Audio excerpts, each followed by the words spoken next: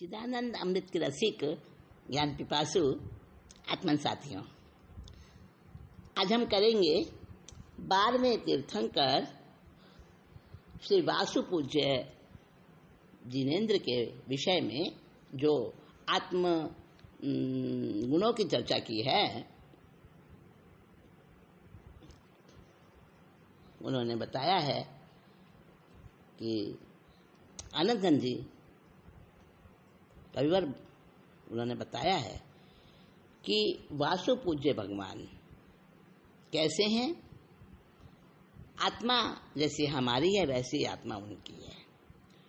तो इस स्तुति में आनंदगंज जी कवि ने जो चर्चा की है वो आत्मा का सारा गुण और स्वरूप उन्होंने बता दिया है।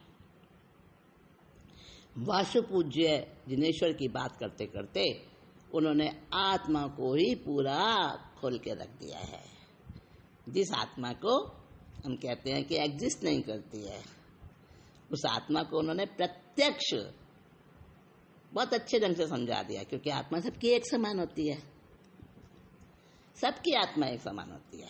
तो उन्होंने इस स्तुति के माध्यम से बताया है कि वासु पूज्य भगवान की आत्मा कैसी है और हमारी भी आत्मा वही है। तो वो सारे गुण आत्मा के हमारे अंदर भी मौजूद हैं और हम भी वासु पूज्य भगवान जैसे वो अपने लक्ष्य को प्राप्त कर लिया उन्होंने और मुक्त हो गए, जैसे ही हम भी हो सकते हैं। तो आइए सुनते हैं वासु पूज्य भगवान अपने 12वें तीर्थंकर चंपा नगरी के जो चंपा नगरी में जन्मे थे, तो उनके बारे में हम करते हैं बात। वासु पूज्य जिन त्रिभुवन स्वामी गण नामी परनामी रे। वासु पूज्य जिन त्रिभुवन स्वामी गण नामी परनामी रे। निराकार साकार सचेतन करम करम फलगामी रे। वासु पूज्य जिन त्रिभुवन स्वामी गण नामी परनामी रे। निराकार अभेद संग्राहक भेद ग्राहक साकारो रे। दर्शन ज्ञान दुभेद चेतना वस्तु ग्रहण व्यापारो रे। वासु पूज्य जिन त्रिभुवन स्वामी गण नामी परिणामी रे। कर्ता परिणामी परिणामो कर्म ते जीवे करिए रे। एक अनेक रूप नयवादे नियते नर अनुसरिये रे। वासु पूज्य जिन त्रिभुवन स्वामी गण नामी परनामी रे। सुख दुख रूप कर्म फल जानो निश्चय एक आनंदो रे। सुख दुख रूप कर्म फल जानो निश्चय एक आनंदो रे। चेतनता परिणाम न चूके चेतन कह जिन चंदो रे। वासु पूज्य जिन त्रिभुवन स्वामी गण नामी परनामी रे। परिणामी चेतन परिणामो ज्ञान कर्म फल भावी रे। ज्ञान कर्म फल चेतन कहिए ले जो ते मनावी रे। वासु पूज्य जिन त्रिभुवन स्वामी गण नामी परनामी रे। आत्म ज्ञानी श्रमण कहावे बीजा तो द्रव्यलिंगी रे। वस्तु गते जे वस्तु प्रकाश आनंद घन सत्संगी रे। वासु पूज्य जिन त्रिभुवन स्वामी, घन नामी पर नामी रे। देखिए इस 24 में, इस स्तुति में वासु पूज्य नामक 12वें तीर्थंकर वीतराग परमात्मा के बारे में, उनके आत्मगुणों के बारे में चर्चा है। जो वासु पूज्य भगवान जो अभी सिद्ध अवस्था में विराजमान है, वो वीतराग परमात्मा जो त्रिभुवन स्वामी, त्रिभुवन मतलब 3 भुवन, 3 लोक, ऊर्ध्वलोक, अधोलोक और त्रिछालोक, इन तीनों लोकों के स्वामी हैं। अब देखिए लोक तो एक ही है, लोक कोई 3 नहीं है अलग अलग। हमने अपनी सुविधा के लिए लोक के 3 भाग कर लिए। जो नीचे का 7 नरक का भाग है उसको हमने अधोलोक नाम दे दिया, और जो ऊपर का ऊर्ध्वलोक यानी जो जहाँ देवलोक जिसको कहते हैं, उसको हमने नाम दे दिया ऊर्ध्वलोक का। अब जो दोनों के बीच में है उसको हमने मध्यलोक या त्रिछालोक का नाम दे दिया। तो 3 लोक हमने बना दिए, एक के 3 बना दिए, लोक तो एक ही है। तो इन तीनों लोकों के स्वामी है वासु पूज्य भगवान। देखिए आप कहेंगे कि हर तीर्थंकर क्या 3 लोक के स्वामी नहीं है? हाँ, सब तीर्थंकर 3 लोक के स्वामी है। आत्मा जो है ना, जो आत्मा में स्थित हो गया, प्रतिष्ठित हो गया, वो 3 लोक का स्वामी हो गया। और आत्मा सबकी एक समान है। और यहाँ पर आत्मा के ही गुणों की चर्चा है, क्योंकि शुद्ध चैतन्य जो आत्मा है ना, घन पिंड, शुद्ध चैतन्य गुणों का जो घन पिंड है वो है आत्मा। सबकी आत्मा ऐसी ही है, मेरी भी, आपकी भी, जितने भी संसार के जीव हैं सबकी आत्मा एक समान है, गुणों की दृष्टि से भी एक समान है, और आत्म प्रदेशों की संख्या भी बिल्कुल बराबर है सबकी। क्वांटिटी में और क्वालिटी में आत्मा किसी की भी अलग अलग नहीं है, सबकी एक जैसी है। तो यहाँ वासु पूज्य भगवान का नाम लेकर उन आत्मगुणों की चर्चा की है, और वो आत्मगुण सबके पास हैं। तो वासु पूज्य भगवान के बारे में बता रहे हैं, यहाँ विशेष उनका नाम लिया है, क्योंकि उनकी प्रार्थना कर रहे हैं, उनकी स्तुति कर रहे हैं, उनके गुणगान कर रहे हैं, गुणानुवाद कर रहे हैं, तो उन्हीं का नाम आया है। लेकिन उसके बहाने से, वासु पूज्य भगवान के आत्मगुणों के वर्णन के बहाने से हमारी आत्मा का वर्णन किया गया है, सबके आत्मा का वर्णन किया गया है, सबके आत्मगुण बताए गए हैं।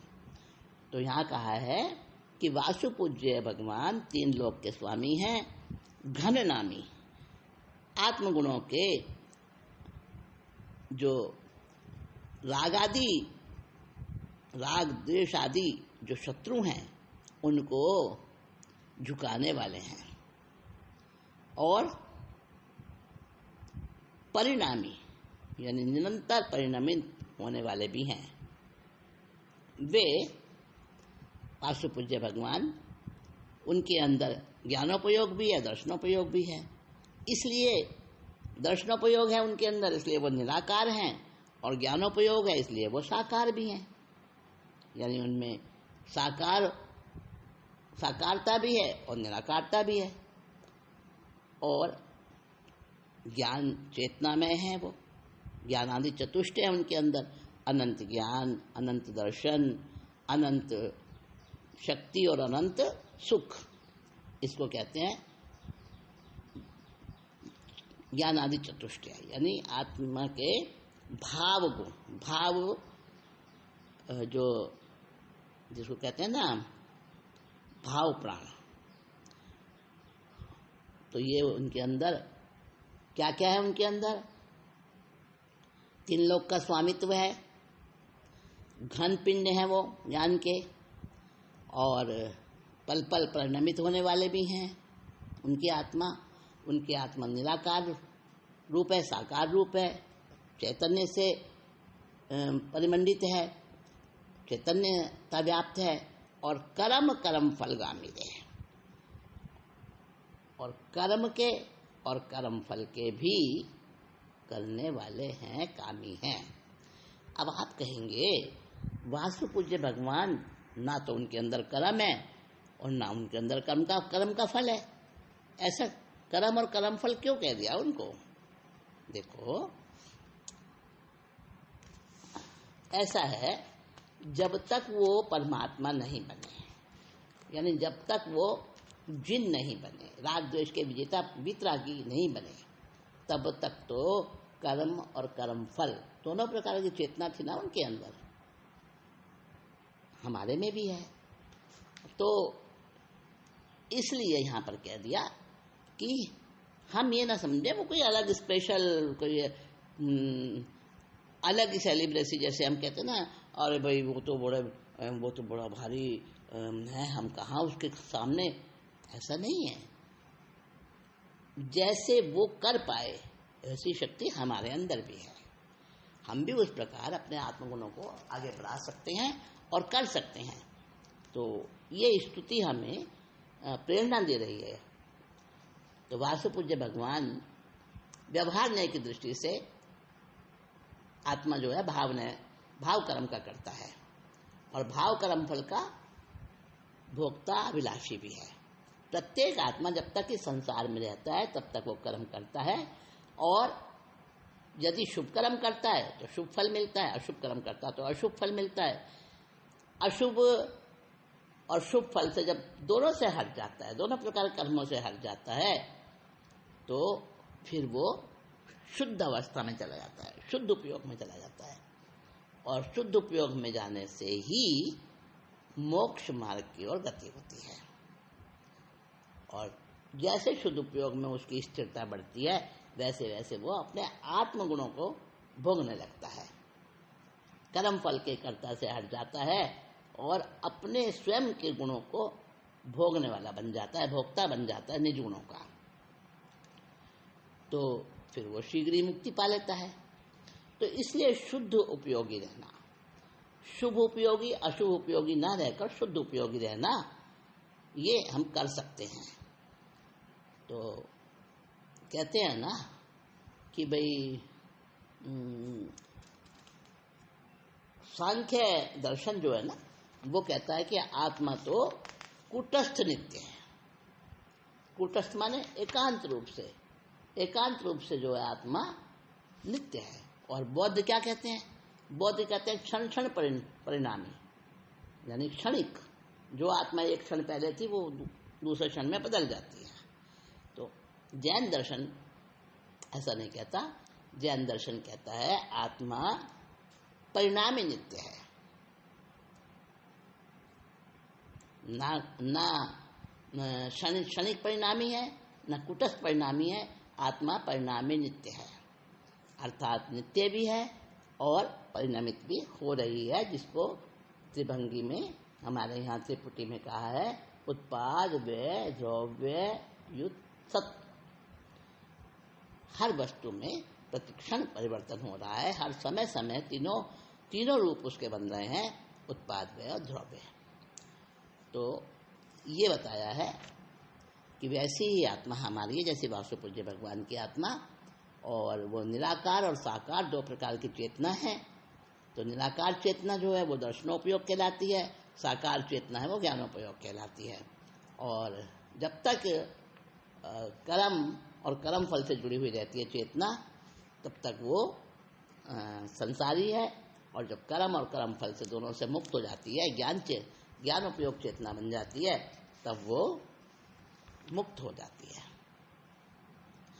अगली दूसरे छंद में आया है निराकार अभेद संग्राहक भेद ग्राहक साकारो रे, दर्शन ज्ञान दुभेद चेतना वस्तु ग्रहण व्यापारो रे, वासु पूज्य जिन त्रिभुवन स्वामी। हाँ, तो वासुपूज्य भगवान जो हैं उनके अंदर भी जब वो जिन नहीं बने थे, वितरागी नहीं हुए थे, तब तक उनकी चेतना दो प्रकार की चेतना थी, उनमें भी साकार और निराकार। अब बात ज्ञान और दर्शन भी कहते हैं इसे। अब बता रहे हैं कि दोनों का मतलब स्पष्ट स्वरूप हम समझा रहे हैं कि ज्ञान चेतना क्या है, यानी साकार चेतना क्या है और निराकार चेतना क्या है, दर्शन चेतना क्या है। तो क्या निराकार अभेद संग्राहक, जैसे ही किसी वस्तु पर, किसी भी ज्ञेय पर प्रथम दृष्टि जाती है, प्रथम क्षण में जो उसको ग्रहण किया जाता है, तो उसका ग्रहण करने वाला दर्शन है, यानी निर्विशेष सामान्य उपयोग है। दो प्रकार का उपयोग है ना, हमारी चेतना दो प्रकार की है, ज्ञान उपयोग वाली और दर्शन उपयोग वाली। तो दर्शन उपयोग वाली चेतना कौन सी है? जो कि अभेद संग्राहक, जिसमें कोई भेद नहीं होता, वो सकल को ग्रहण करती है, टोटल को ग्रहण करती है। हाँ, और जो भेद ग्राहक होती है वो साकार चेतना यानी ज्ञान चेतना कहलाती है। जो निराकार चेतना अभेद ग्रहण करने वाली, वो कहलाती है दर्शन चेतना। तो ज्ञान और दर्शन में क्या फर्क है?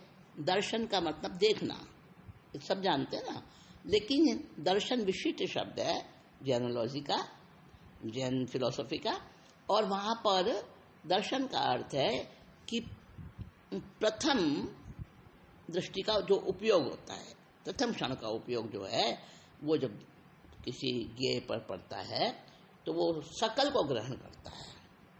जैसे सामने दिखी एक बिल्डिंग, हाँ भाई ये बिल्डिंग है, अब ये नहीं पता वो स्कूल है कि वो कोई फ्लैट है, किसी के मल्टी स्टोरी फ्लैट है, या वो कोई ऑफिस है, नहीं पता ना, बिल्डिंग है, इमारत है, कोई मंदिर है कि कोई क्या है, वो भेद नहीं पता। तो केवल एक बिल्डिंग को, एक इमारत को ग्रहण किया तो वो हो गई हमारी निराकार दर्शन उपयोग वाली चेतना। और जब उसके विषय में जानेंगे, भाई ये तो एक मंदिर है, अच्छा मंदिर है तो किसका मंदिर है, कौन सी प्रतिमा इसमें मतलब प्रतिष्ठित है, और मंदिर कितना आकार में है, यहाँ पे जाने का मतलब कौन सा रास्ता है, ये सारी बातें जब वो भेद संग्राहक चेतना हो जाएगी, है ना, तो फिर वो हो जाएगी ज्ञान चेतना, ज्ञानोपयोग चेतना। तो दोनों प्रकार की चेतना हम सबके अंदर है। तो जो निराकार वो अभेद को ग्रहण करती है, और जो साकार चेतना है वो भेद को ग्रहण करती है। दो प्रकार के भेद वाली चेतना होती है। तो ये हमारा किसी भी वस्तु को, किसी भी ज्ञेय को ग्रहण करने का ये व्यापार है, मतलब व्यापार नहीं, प्रोसेस। ये उस प्रकार की प्रोसेस हमेशा चलती रहती है चेतना की।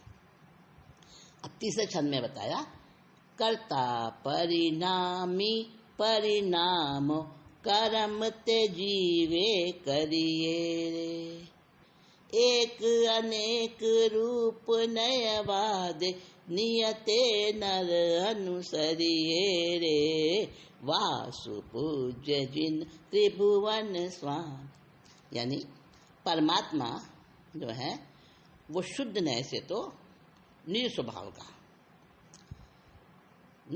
का और अशुद्ध नय से, अशुद्ध नय की प्रमुखता से स्वपर्यायों का, भाव कर्म आदि का उत्पादक भी है और विनाशक भी है,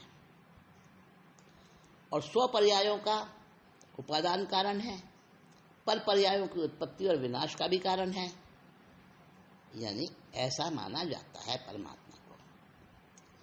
ऐसी आत्मा तथा प्रत्येक द्रव्य परिणमनशील यानी परिणामी है। कोई भी सजीव या निर्जीव कोई भी पदार्थ है, कोई भी द्रव्य है, वो हर क्षण परिवर्तन हो रहा है उसमें। तो जो जीव है, जो आत्मा है, उसमें भी हर समय समय पर प्रत्येक समय परिवर्तन परिणमन हो रहा है। प्रत्येक द्रव्य परिणमनशील है और प्रत्येक द्रव्य जो है स्व का कर्ता, स्व परिणामों का कर्ता और स्व परिणामों का ही भोगता है। पर में कोई जीव, कोई द्रव्य पर में कुछ कर नहीं सकता, और अगर करने की कोशिश करता है तो अज्ञान है और वही कर्मबंध है। स्व का ही कर्ता होता है स्व परिणामों का, और स्व परिणामों का स्व चतुष्टय का ही भोक्ता होता है। तो कर्म भी उसका एक परिणाम है द्रव्य का, जीव द्रव्य का, परंतु वह कर्म तभी बंधन बांधता है जब वो जीव के द्वारा किया जाता है। जब चेतना के साथ उसका संयोग होता है, मतलब जीव द्रव्य अवस्था में, जबकि स्वशरीरी नहीं है जीव द्रव्य, आत्मा भी स्वशरीरी नहीं है, शरीर मुक्त है, तो जब जीव सशरीरी जीव होता है, जीव का मतलब कर्म और शरीर दोनों मिक्स है, तो जब जीव के द्वारा कोई परिणाम किया जाता है ना, तभी वो बंधन कारक होता है। जब चेतना उसके साथ संयोग करती है तभी वो बंधन होता है। वास्तव में निश्चय न्याय की दृष्टि से आत्मा एक रूप है और व्यवहार न्याय की दृष्टि से आत्मा के अनेक रूप हैं। देखो, एगे आया, ऐसा कहते ना, एगे आया, आत्मा एक रूप है, एक ही है, सबकी आत्मा एक जैसी है, लेकिन भिन्न भिन्न जीवों में आत्मा हमें दिखाई देती है भिन्न भिन्न जैसी। तो व्यवहार न्याय की दृष्टि से आत्मा के अनेक रूप हैं, और ये न्याय की दृष्टि है। मुमुक्षु साधक अंत में निश्चय न्याय भी नहीं रहता, व्यवहार न्याय भी नहीं रहता, सब न्याय से अनय हो जाता है, छूट जाता है, और वो ही अवस्था जो है वो हमें चाहिए। उसी अवस्था में जाके हम मुक्त होते हैं, और उसी अवस्था में वासुपूज्य भगवान है। न्याय तो लंबे चौड़े इसका वर्णन है, बहुत विस्तार है। तो निश्चय न्याय की दृष्टि से आत्मा चैतन्य रूप लक्षण है, एक है इसलिए, और व्यवहार न्याय की दृष्टि से अनेक अनेक जीवात्माएं अनंत है। किसी अपेक्षा से आत्मा 8 भी हैं, ज्ञान आत्मा, दर्शन आत्मा, उपयोग आत्मा, कषाय आत्मा, है ना। और इसी को आनंद घन जी ने एक अनेक रूप नए वादे इस बात से कहा है। तो जब आत्मा कार्मन वर्गनाओं के साथ चिपक जाती है उस समय वो कर्म कहलाती है ना, और ये भी आत्मा का एक परिणाम है, ठीक है ना।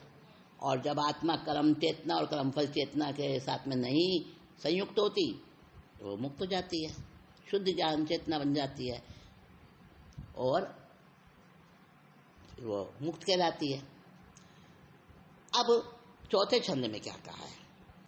सुख दुख रूप कर्म फल जानो निश्चय आनंदो रे, चेतनता परिणाम न चूके चेतन कहे जिन चंदो रे, वासु पूज्य जिन त्रिभुवन स्वामी। कहते हैं कि अगर कर्म के बारे में सोचें तो कर्म का फल सुख भी होता है, कर्म का फल दुख रूप भी होता है।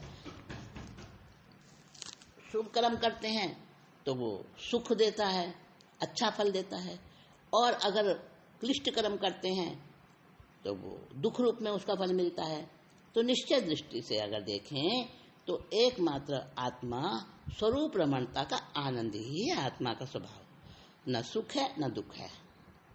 स्वरूप रमणता में आनंद ही आत्मा का स्वभाव है, वही उसका फल भोग है, उसी का भोग करता है। वासु पूज्य जिनेश्वर उसी को भोगते हैं हर समय, उसी के करता है, उसी के परिणामी और उसी के भोगता है। यानी हम सब भी ऐसे ही हैं, हमारी आत्मा ऐसी ही है, और वो हमने विभाव के कारण से अपने आप को कर्म से बांधा हुआ है। जब जिनेश्वर वीतराग भगवान चंद्र के समान तीर्थंकर देव होते हैं और चेतना की चेतनता ही उनके परिणाम है, और उसको वो छोड़ तो नहीं सकते, लेकिन उनकी जो वीतराग अवस्था में जो उनका चेतन का परिणाम होता है ना, वो स्व में ही प्रतिष्ठित होता है। और वो जिन कहलाते हैं। अगले छंद में कहते हैं, परिणामी चेतन परिणाम ज्ञान कर्म फल भावो रे। ज्ञान कर्म फल चेतन कहिए, ले जो तेह मनावो रे। वास पूज्य जिन त्रिभुवन स्वामी। हे आत्मा, हे चेतन, विविध अवस्थाओं में तुम अपनी चेतना में ही परिणमन करो, अपने विभाव में कभी ना जाओ, अपने स्वभाव में ही परिणमन करते रहो। वही आत्मा का स्वभाव है, वही चेतना है। तो आत्मा अपने आप में ही परिणामी है, परिणामी चेतन परिणाम। और जो चेतना है वो परिणामी कहलाती है, और जो उसके परिणाम होते हैं, जो फल होता है, वो परिणाम कहलाता है। तो उसका फल क्या है? ज्ञान कर्म फल भाव होते हैं। चेतना अपने आप में परिणामी है, वो ज्ञान रूप में, कर्म रूप में और कर्म फल रूप में, तीनों में बदल सकती है, तीनों में परिणामन कर सकती है। लेकिन जब तक संसार ये अवस्था रहती है तो कर्म और कर्म फल इनमें ही परिणामन करती है आत्मा। और जब स्व में स्थित हो जाती है, स्व में रमन करने लगती है, तो ज्ञान चेतना बन जाती है। फिर वो कर्म और कर्म फल दोनों से हट जाती है, स्वभाव में आ जाती है। तो तीनों चेतनाओं को तुम मनाना और दूसरों को भी समझाना, अपनी आत्मा को वीतराग परमात्मा की तरह समझना और अपने उपयोग को अपने में ही प्रतिष्ठित करना, कहीं अन्य की तरफ जाने मत देना। तो तभी तुम वासु पूज्य भगवान की चेतना जैसी अपनी चेतना को बना पाओगे।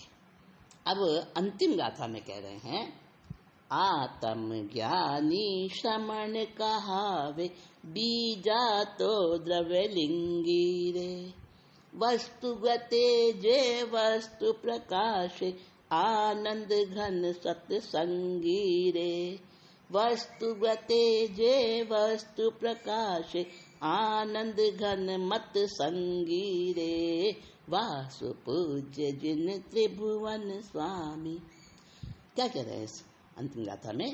आत्मा के संबंध में बहुत तरह से बातें बता दी, विविध दृष्टियों से, विविध नयों से, विविध अपेक्षाओं से। जो ज्ञान प्राप्त करने वाला उसको अपने परिणामों में, उसको बार बार चिंतन में, उसको उसी में रमण करने वाला, वो श्रवण कहलाता है। आत्मज्ञानी श्रवण कहा रहे हैं। बीजा तो द्रव्य लिंगी रहे।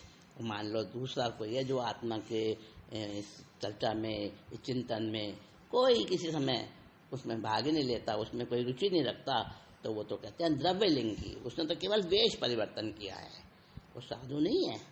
सही साधु वो है जो हर समय आत्मा का ही चिंतन करे, आत्मा में ही रमण करे, आत्मा में ही उपयोग रखे। वस्तुगत जे वस्तु प्रकाशे। और जैसी जो वस्तु है, जैसा जिस वस्तु का स्वभाव है, उसको उसी प्रकार से प्रकाशित करे, खुद भी प्रकाशित वैसा ही करे और दूसरों को भी वैसा ही बताए और वैसा ही उसको समझे, वैसा ही श्रद्धान करे। कहा है ना, तत्व श्रद्धानम सम्यक दर्शनम। तो तत्वा श्रद्धानम सम्यक दर्शनम, यानी कि जो तत्व जिस दृष्टि से, जिस अपेक्षा से भगवान ने बताए हैं 9 तत्व, उनको उसी अपेक्षा से, उसी प्रकार का श्रद्धान करते हुए उसको स्वरूप को समझे, तब वो सम्यक दर्शन, सम्यक ज्ञान है। हाँ, तो यहाँ भी यही बात कही है कि उसी रूप में वस्तुगत वस्तु प्रकाशे, जैसी वस्तु जिस रूप में है उसी रूप में जाने, उसी रूप में समझे और उसी रूप में उसको बताए, कहे, प्रकट करे। और वे ही सच्चिदानंद घन परमात्मा के शुद्ध आत्मस्वरूप के और आनंद के समूह के उस सिद्धांत के मानने वाले कहला सकते हैं। सत्संगी, सत्संगी माने सत्य का अर्थ बताने वाले, सत्य को समझने वाले, सत्य का संग करने वाले और सत्य को प्राप्त करने वाले, सत्य को कहने वाले, वही कहला सकते हैं। तो अध्यात्म को जानने वाले जो वही श्रमण है। जो रसिक है, अध्यात्म के ज्ञान रसिक है, वही सचमुच में श्रमण है। बाकी तो अगर श्रमण वेश पहन लिया तो वो द्रव्यलिंगी ही है। तो हमें द्रव्यलिंगी नहीं बनना, हमें भावलिंग की तरफ जाना है। भावलिंग का मतलब क्या?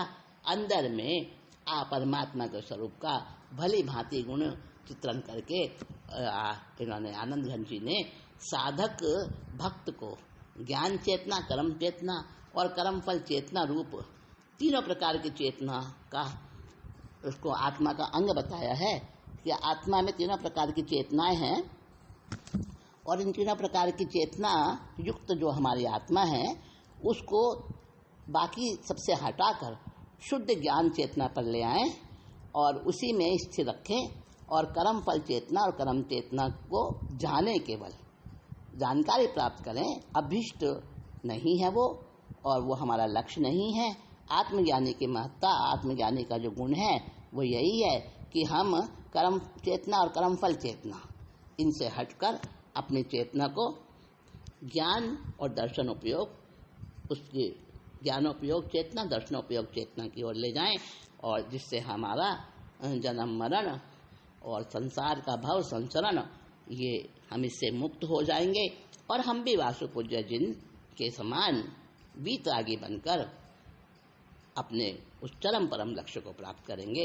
ये आनंदगंज जी महाराज ने 12वें तीर्थंकर श्री वासुपूज्य भगवान की स्तुति करते हुए इस प्रकार के आत्मा के गुण बताए हैं और कहा सबकी आत्मा उसी एक जैसी है, आत्मा के गुणों में कोई भिन्नता नहीं है, कोई कमोवेशी नहीं है।